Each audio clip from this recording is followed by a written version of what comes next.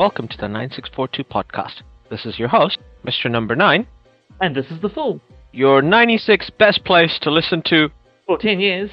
Yes, for our 10th season of our mostly up-to-date... And unqualified. And unrequested. ramblings of the various issues in the world of sport.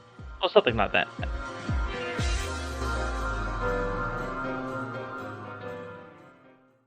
Hello, everyone. This is our much-awaited Cricket World Cup review podcast. Yeah. Nothing like getting you into the summer than to finish a Cricket World Cup. Yeah, exactly. It's had a long tournament. What do you think about the tournament so far? Because we've finished the group stage and we've had a lot of games.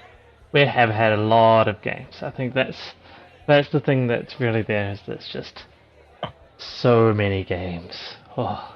But it's been good. I mean, Afghanistan have been really awesome. Almost could have made it into the semi-finals. Yeah.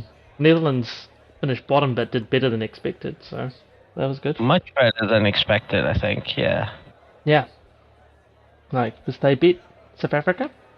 South Africa and Bangladesh. And Bangladesh, yes. So that's a really good showing. And yeah. They looked dangerous, I think, just about every game. Like, they looked like they could... if you didn't take them seriously, they would upset you. Yeah, they played well against Pakistan. They could have won. They played well against Sri Lanka, and they kind of played well against Australia as well. They got smashed by England and Afghanistan and India, obviously. Obviously. I think we beat them reasonably comfortably as well, so I remember correctly. Yeah. New Zealand beat them fairly comfortably. But I think the team that's going to be really disappointed are Sri Lanka. Even though they didn't finish bottom, they missed out on the Champions Trophy. Yeah. By finishing outside the top 8. It's a bit weird that they announced that the Champions Trophy qualification is going to be the top 8 of this World Cup, like halfway through. Yeah. Some teams may have taken things a bit differently if that was told beforehand. Yeah, probably. It is a bit harsh to be like halfway through. Oh, by the way, thanks. Yeah. That would have been nice to know. Yeah. So exactly. basically, Bangladesh, through net run rate, managing to stay ahead of Sri Lanka to qualify for the Champions Trophy. England winning their last game, just about. Probably the other most disappointed team in this World Cup. Oh yeah, easy. Obviously defending champions in very good form, and then sometimes you just catch a run of bad form. Yeah, and England. They really did catch a run of bad form. They just were, not so great. And I think New Zealand in their first game exposed a lot of the weaknesses in both the English bowling attack and their batting approach. Yeah. Because New Zealand effectively outplayed England in all 3 departments in their opening game. Yeah. Like the fighters, after Will Young got out, pretty much Devon Conway and Rachin Ravindra didn't sweat at all. They just cruised right through it from that point onwards. And they looked in their element as well. Which was really good to see. Like it was a great opening. It was just amazing. Moving on from England, I think Afghanistan, while they'll be unhappy to have missed out on a semi-final spot, they played very, very well. Losing to Bangladesh will be very disappointing to them now because their net run rate was while not that good, they could have potentially in the last game. We never know what the result could have been for New Zealand in their last game against Sri Lanka. It could have still been open, but they were pretty much given an impossible chance in the last game. Yeah, Pakistan in a similar boat. They probably regret losing to Afghanistan because they could have once again swapped around with New Zealand. Yeah, exactly. I think that was the way I read it as well. Was that Pakistan just lost one too many winnable games in this once again. Yeah. If they had just kept things ahead a little bit, then it might have worked out, but wasn't to be. Exactly. And up from there, we have the semi-finalists. New Zealand started the tournament obviously really strong, lost 4 games in a row. Yeah. Like against India, while they didn't play badly, India quite comfortably defeated New Zealand. New Zealand is still the only team, I think, to score the most number of runs against India. They've did a 290 odd. Yeah, I think so. So that's still a decent target, even if India got there quite quickly. Yeah. That's not a super easy target to chase down. And then they lost to Australia by the thinnest of margins. Oh, yeah, 5 runs.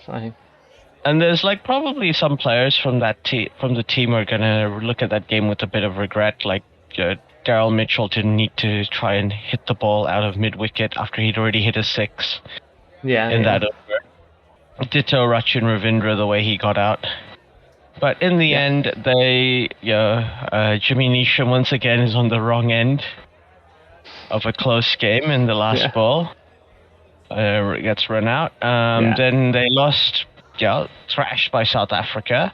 I think also like that was an opportunity. They should have made South Africa chase in that game. Because South Africa's batting lineup is probably weaker, is the weaker side of their team, and like you can get an early wicket or two, you can expose their batting lineup because it doesn't bat long.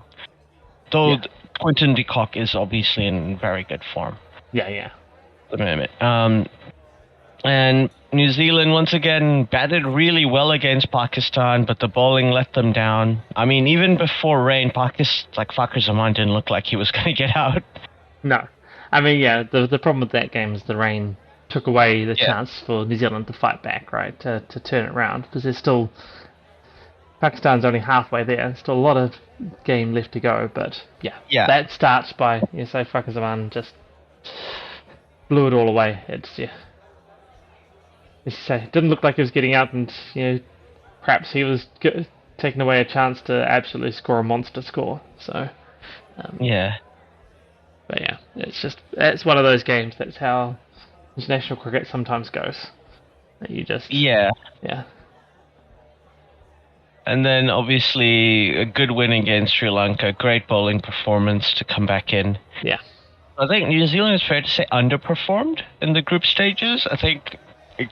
Their bowling has let them down, both against Australia and against Pakistan. The bowling let them down. Yeah.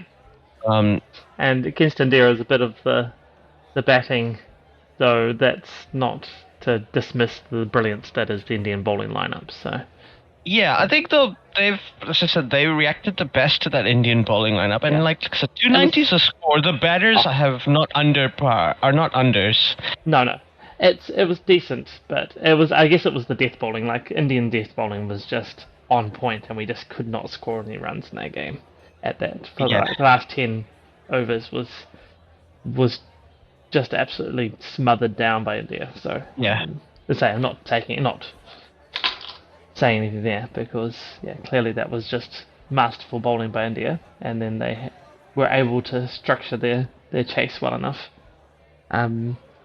But it sort of felt that one, if we got over the 300, maybe that might have been a bit more of a defendable one, but that's just life. Yeah, I mean, it points towards a potentially high-scoring game against India in the Wankhede. Australia started off weak, losing their first 2 games. Lots of people saying they're not going to make the semis. Yeah. And then they take a win against Sri Lanka, Pakistan, and then slowly make their way forward. Like, obviously an incredible performance against New Zealand.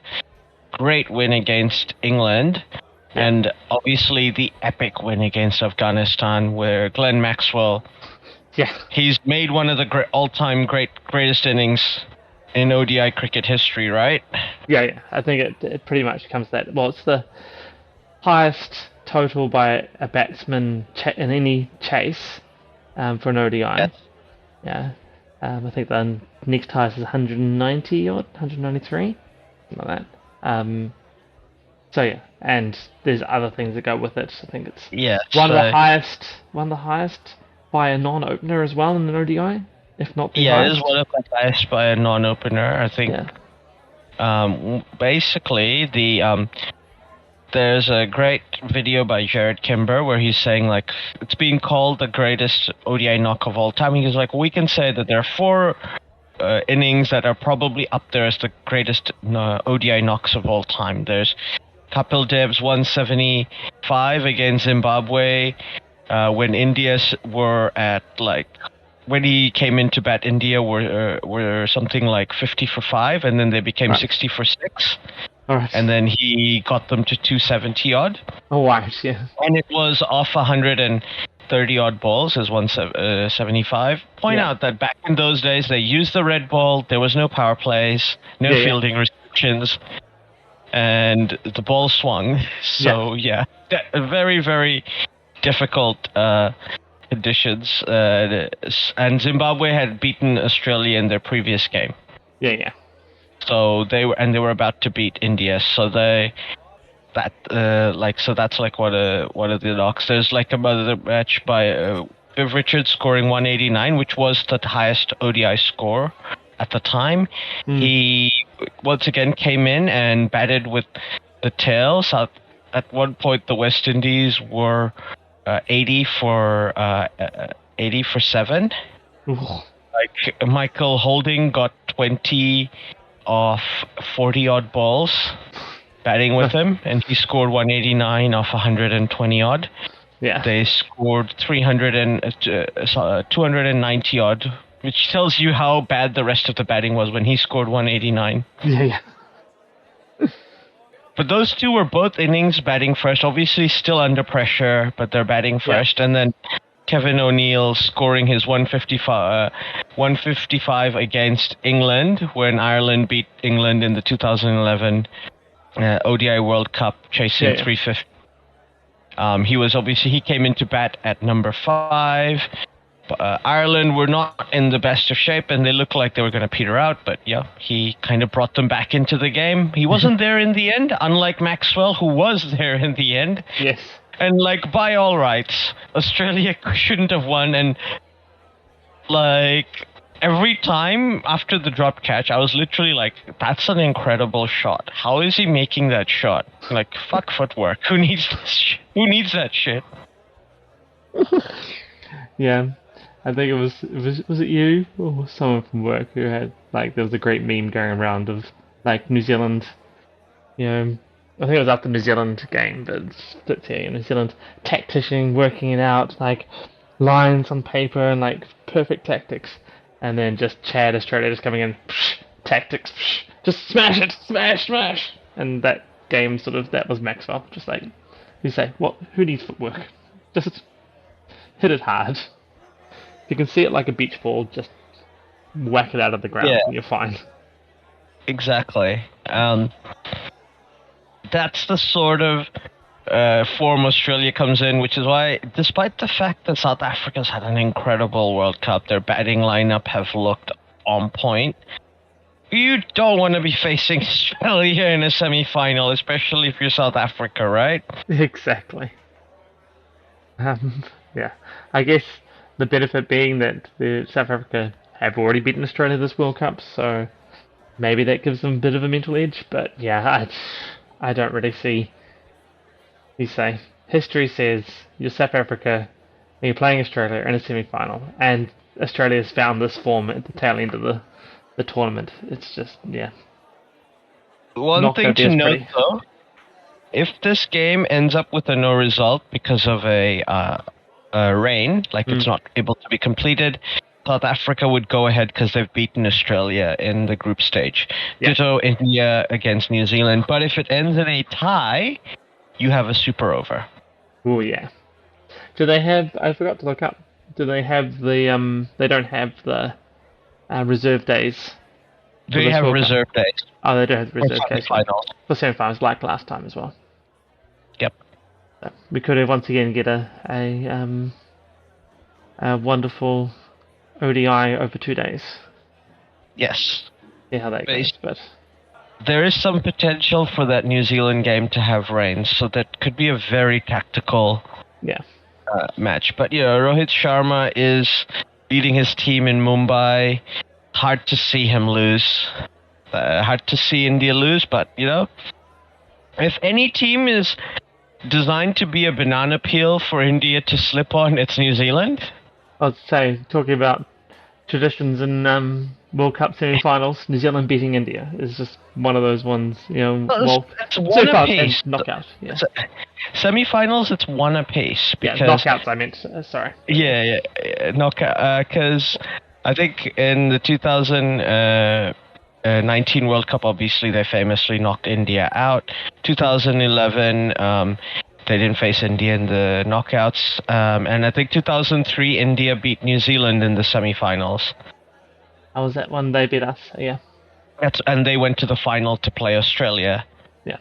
And in the 99 World Cup, New Zealand beat India in the Super Sixes game to make it to semis. So technically, that's not a semi-final or a knockout. Yeah. No, that's probably the ones I'm thinking about as well. It's the Super Six type ones. Always forget the format they do.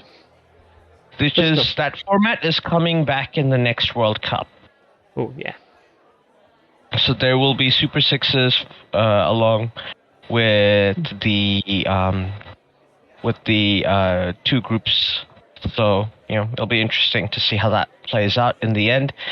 But New Zealand, though before this game, before New Zealand's game against India, India hadn't beaten New Zealand in an ICC tournament game since that 2003 World Cup game. All right. Also, I guess New Zealand did beat India in the finals of the 2000 Champions Trophy, which New Zealand won famously, and obviously they beat India in the 2021 Test World Championship final in Southampton, famously again. So I think our two semi-finals are pretty interesting storylines for both of them, really. The ghosts of '99 for South Africa, Australia, and I guess for India and New Zealand, it's basically like this is the friendly rivalry in world cricket. Like the two teams that seem to have a low-key sporting rivalry doesn't really have like the bad blood, but like it's still like intense games. Yeah, exactly. Like there's no you say bad blood in it, but it's still like super intense, super competitive. With both teams really wanting to get something out of it. Yeah. And I think like it's a weird tradition, like India travel to New Zealand and often do badly in tours here, like for test matches, and in New Zealand do the same thing in India. Yeah. So that part like somehow always ends up that way as well. But this is a tournament in India. Hopefully New Zealand will learn from their mistakes. So how do you see the lineup? Obviously, I think the top four kind of pick themselves, right? Probably, yeah. Top five, probably. Yeah. You've got your Conway, Ravindra, Kane, followed by Daryl Mitchell, Glenn Phillip, and Tom Latham. So that's your top six. Yeah. You've got a bit of off-spin bowling with Glenn Phillips in there. You've got some medium pacers with Daryl Mitchell, and some off-spin from left arm spin from Rachin Ravindra. Exactly. And you've got probably Mark Chapman coming in at number 7 has been what they're doing to be the other closer. So New Zealand has a lot of batting in that lineup. And then you've got Santner, who's had a good tournament. Yes, very good tournament.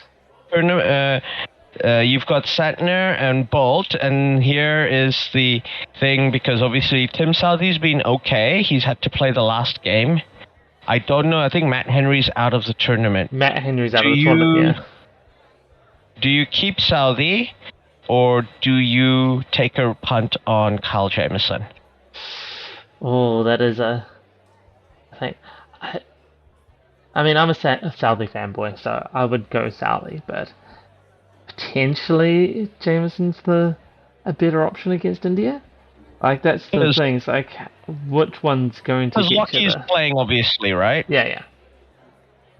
Lockie's back to being fit, so he's playing. Like we almost have to take him.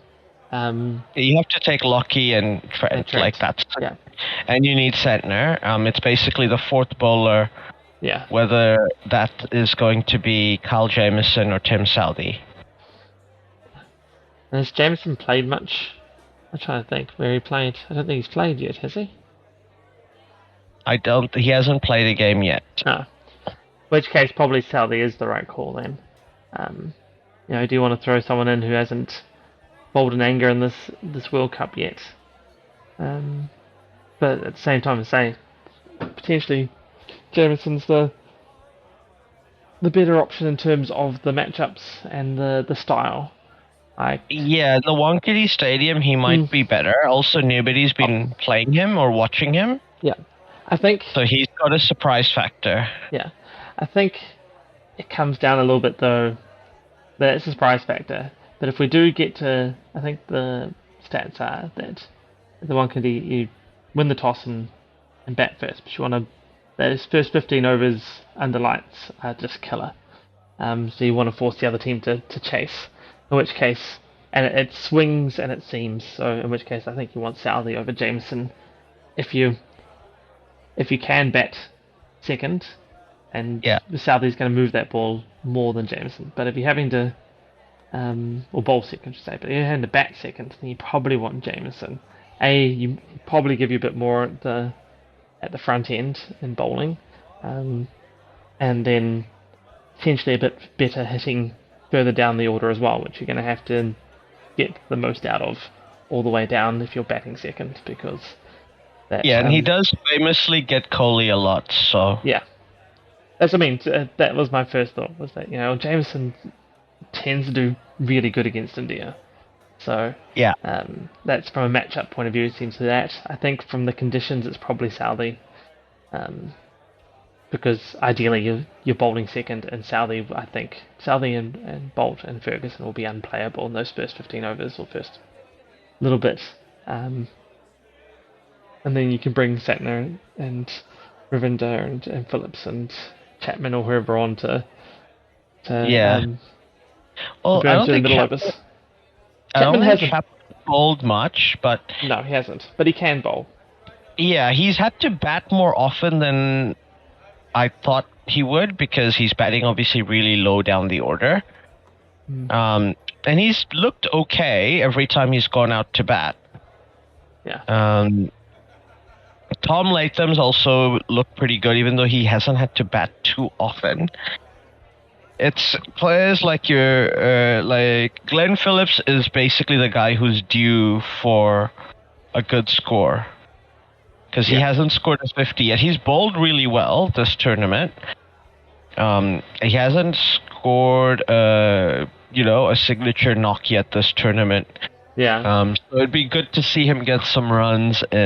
Obviously, Devon Conway, he's been getting starts, and apart from the a 50 and 100, he's not done much else. So another guy who probably wants to convert those starts into a big knock in the semis. Rachin Ravindra and Kane Williamson they seem so simpatico. When they bat together, they they really they could have almost taken New Zealand to a 450 plus score that day. I'm not saying that batting lost the game for New Zealand, absolutely not, but they got out at weird times, but they were looking pretty much unstoppable at that point. Yeah, I know what you mean. So it's just one of those things sometimes, but hopefully they're on top that way as well, and then it's just a matter of playing well. So best case scenario, we win the toss, bat first, put up a nice high score, 350, close to 400, if not over 400. and then India are under pressure at that point. Yeah, absolutely. Yeah. I mean, that's what you have to hope for. Yeah. Make India chase. They don't have Tony. Hope that works out. Exactly. Well, they had the chase last time, and they did have Dhoni, and they still didn't manage it. So I think that's True. and that's the answer really for New Zealand. I think they've got to make India chase. They've got to they've got to set a decent score, say, hopefully around the 350. Make India chase it, and have that weight of expectation also on India sort of having to settle down on their shoulders, and then have Bolt, Southey, or Jameson and Lockie, get some early wickets, and then it's game on. Then it's something that we can work with. Yeah, with Stew going. Yeah. It's really stir it in there at that point. Absolutely. Yeah. I mean, hopefully, I just want them to get Virat Kohli out quickly so that Rachin Ravindra can end up with the most number of runs in the tournament. That would be nice. Yeah.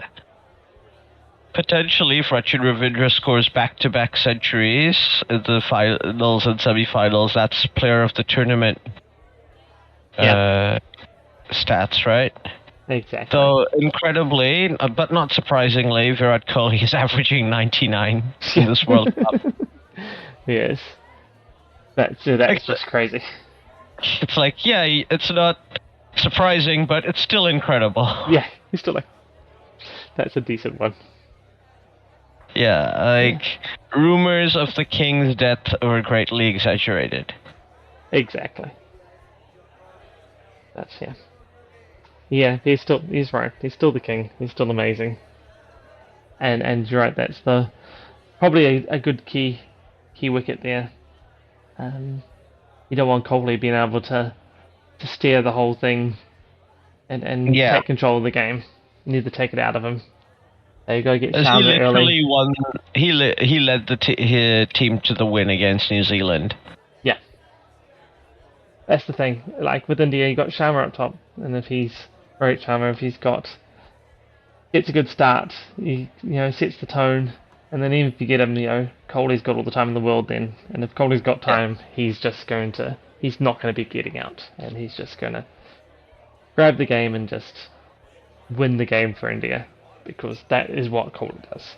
But if you got him under pressure, if you got them down a few, then he has to do a little bit too much, and then things, you got more chances that way.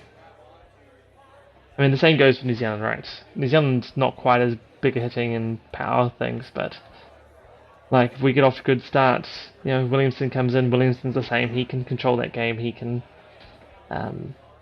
control the pace, he knows how to set up a chase or set up a total, he knows what he's calculating the whole time and getting it there. So, same thing, give the New Zealand top order breathing space and they'll put on a big score, but the same goes for India. Yeah. I think exactly. I think they're both very calm batting lineups. They tend to not. They just know, okay, this situation we do this. Yeah. And that's how they play. Exactly. While I don't think either team, New Zealand or India, have a player like Maxwell, like that ridiculous talent. Yeah. Who can literally just do something impossible to win you games. They're less reliant on it. Yeah, exactly. Australia has had to win a lot of games with Glenn Maxwell. That game against New Zealand, Glenn Maxwell is the guy who changed the complexion again at the death. New Zealand's death bowling was terrible in that game. The middle overs, Glenn Phillips and Santner almost got them back into a rhythm. They almost looked at one point they looked like they might have even been able to keep Australia under 350, which would have been, I think, a very potentially chaseable score for New Zealand. Yeah.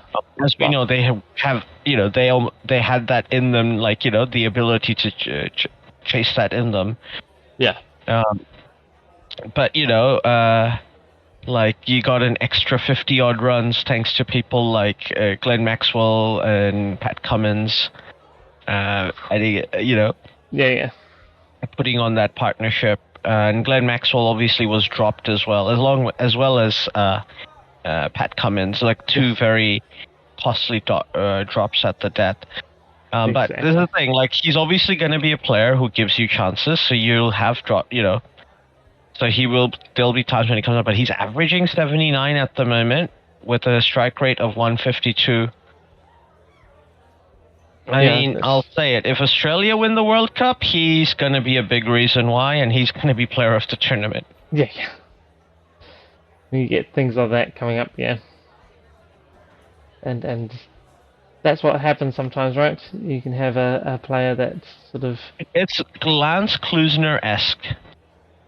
You remember that 99 World Cup where he just, had an incredible tournament? Exactly. No, sometimes that's just how it goes. You have a player that does that just takes the tournament by the scruff of the neck and just drags his own team through it. Like, we're not losing this. So you're right, yeah. If Australia wins the tournament, you can say Glenn Maxwell's perhaps their talisman that's made that happen. Yeah. There's a lot of weird stuff about the way Australia play. Like, obviously, David Warner, Travis Head, they're all great players. Mitchell Marsh has been a bit hit and miss. I don't understand why you have Marnus Labuschagne instead of Steve Smith. If you're going to have an anchor, Labuschagne, I think Smith is better. Josh Inglis has been okay in the games he's played. I don't understand why players like Glenn Maxwell and Marcus Stoinis are batting so low down the order. There's a lot of times where I'm just like, guys, just promote Maxwell. Just get him on. Yeah. When he's playing like he is, just get him out there and get him smashed. Yeah.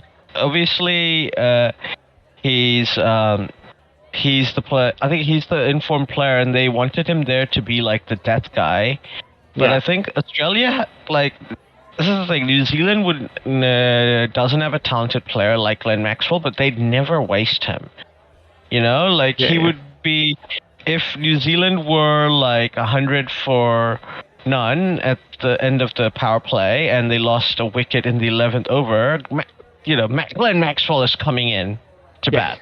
Yeah, why not at that point? We've got 40 more overs, but, what if we get 40 overs of Glenn? That's just how that would play. Whereas Australia, let's just save him for the end. Yeah. It's like Glenn Maxwell comes from a long line of these Australian players whose talents don't get utilized by the team properly, like Andrew Simons or Dean Jones. Yeah. I mean, I feel like New Zealand used to do that a bit as well, going back, late 90s, 2000s, where we had a formula and a plan, and that was what needed to happen. And then if things didn't quite conform to that, then they didn't really have a way out of that to adjust. And, it was probably end of the 2000s, into the 2010s, and it was really Brendan McCullum, really, that's the catalyst for that change in New Zealand, to be like, nope, we roll with the punches. And say, if things are going well, put them to the sword, send out the power hitters early. If that's the way, say you're 150 odd, lose your first wicket, it's a good batting pitch. Send out the guys who are going to smash it out of the ground. Yeah. And if they get out, well, they got out. Then you can go back to the sensible batting and the accumulation. But if they don't, hey, you just piled on, another 50 or 100 runs in a short amount of time. This game's going to be yours to win. Yeah, exactly. And I think that's the that flexibility is. I think New Zealand pretty much seem to have the record in tournaments that they do since 2011 World Cup, where it's because they're just always flexible. They're just always going to do what they think is the optimal move, not stick to what the plan was. Yeah, I mean, it's helpful. And they almost have to. They almost have to, though, because New Zealand's not as talented and doesn't have the talent pool that the other big three nations have. Yeah, exactly.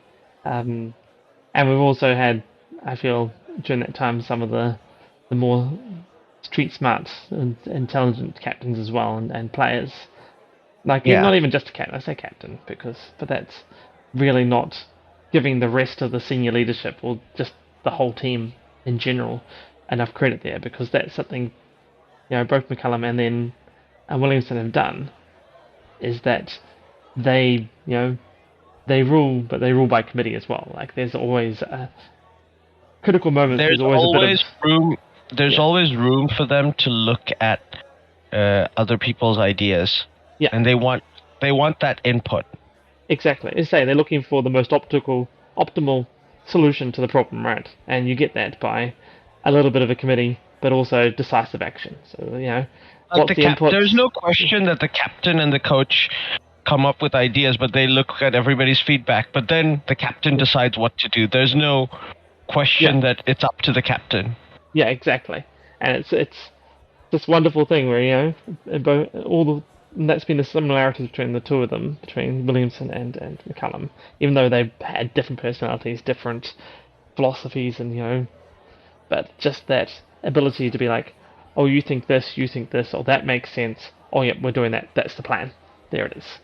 And they make those decisions nice and quick as well. They gather the feedback quick, they make the decision quick, and it works out. They can just sort of take all that information and process it really quick and just come up with the best options. And if they can change that as well, like, oh, this sounds like a great idea. Oh, no, that didn't work. Or it's not working how we think. Adjust, change, here we go. Yeah. It has been a centerpiece of. I think Rachin Ravindra is like the emblematic of that, right? Like, he got picked because Michael Bracewell got injured and couldn't make the tournament. We initially thought, okay, he's gonna bat lower down the order somewhere, but Kane Williamson gets injured, so he bats number 3, kind of makes himself undroppable.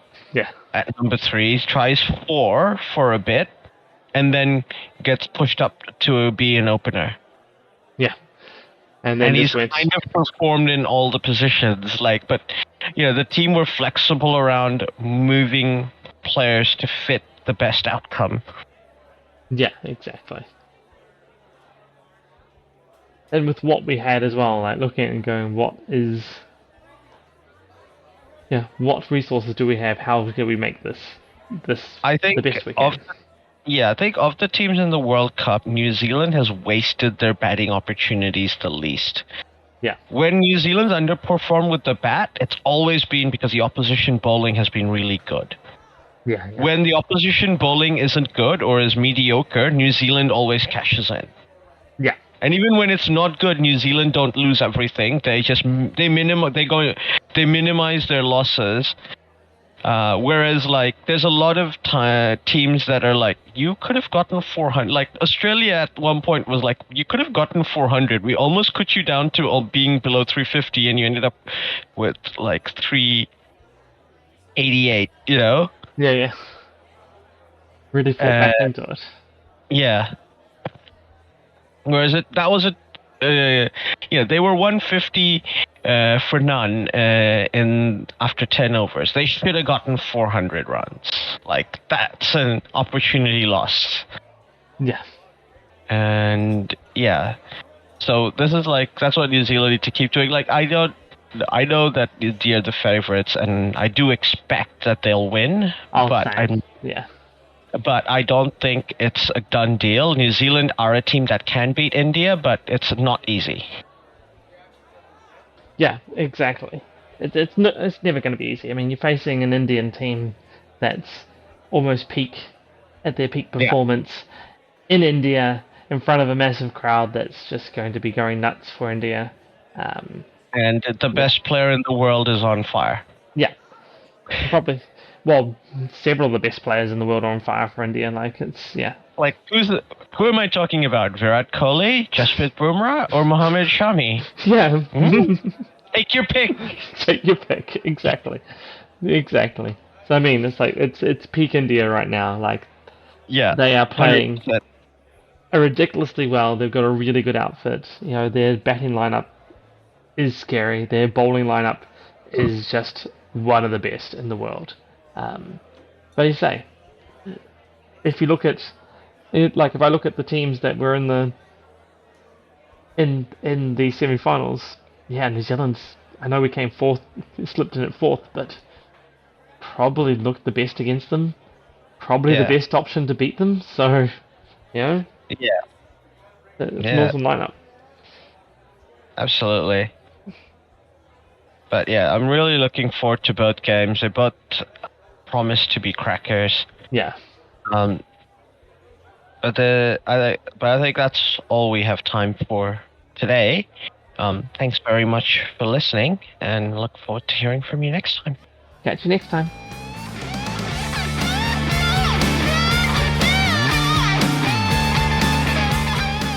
Well, that is the end. Thanks for listening all the way through. If you liked what you heard, we have even more. NIneSixFourTwo Discord and a Buy Me a Coffee. Pretty sure it's Buy Me a Beer. Oh yeah, buy me a beer on buymeacoffee.com. In both these places, you can talk to us, and we may even listen, especially if you do buy a said beer or coffee. I might still be confused. Yes, we're easily bribed. All links are in the show notes below. Don't forget to like and subscribe. This is on YouTube.